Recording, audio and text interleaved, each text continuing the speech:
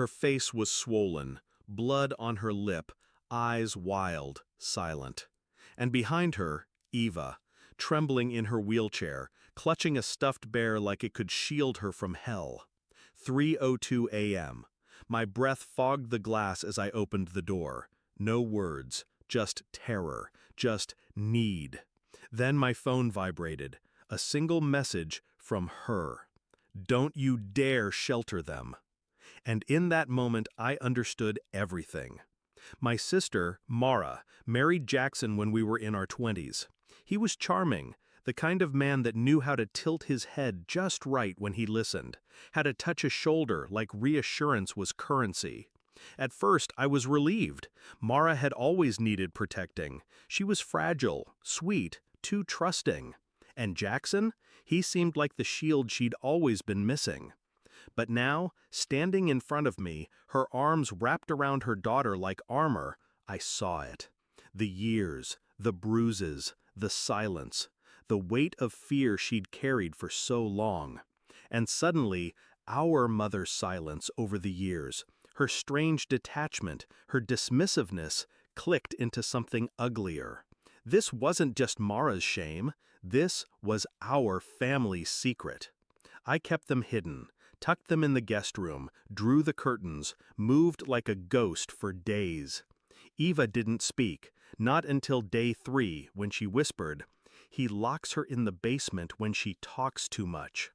I gripped the edge of the sink until my knuckles cracked white. I wanted to burn the world, but rage doesn't protect the innocent. Planning does. I didn't confront my mother right away. I let her keep texting, calling, insisting this wasn't my business. So I made it my business. I started with photos, quiet ones, the bruises, the scars. I documented everything Mara allowed. I contacted a friend, one of those women who worked in the shadows, domestic abuse lawyer, silent warrior. We filed, secretly, quietly, relentlessly. Restraining order, emergency custody.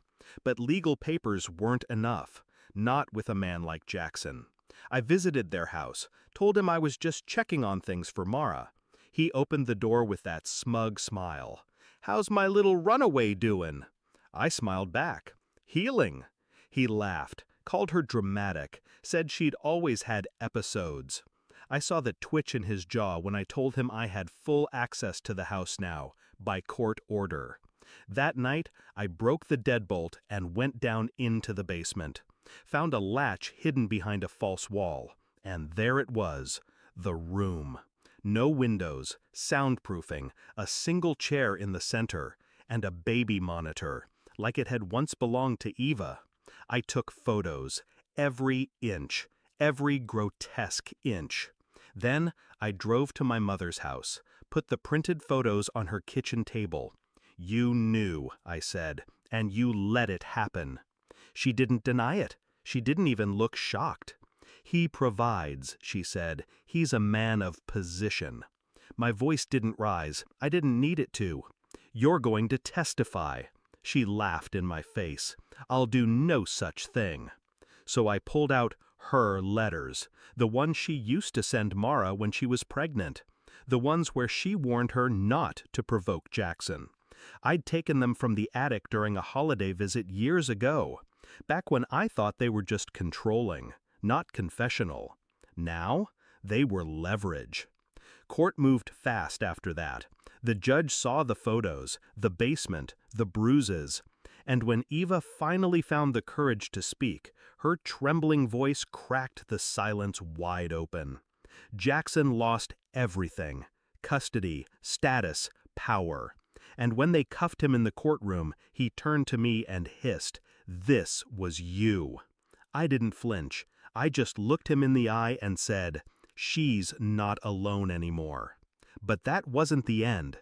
See, monsters like Jackson don't disappear quietly.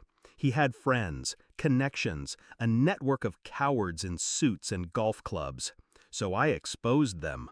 I sent anonymous packages, photos, transcripts, names, to wives, employers, churches. One by one, their dominoes fell. sponsorships, reputations, social circles. You don't get to hide behind prestige while you terrorize little girls in wheelchairs. Months passed. Mara started smiling again, real smiles. Eva drew a picture of us, labeled it, "My Safe People." And our mother? She moved away. Couldn't stand the shame. Good. The night the final court ruling came, permanent restraining order, full custody, his assets frozen, I sat alone with a glass of wine.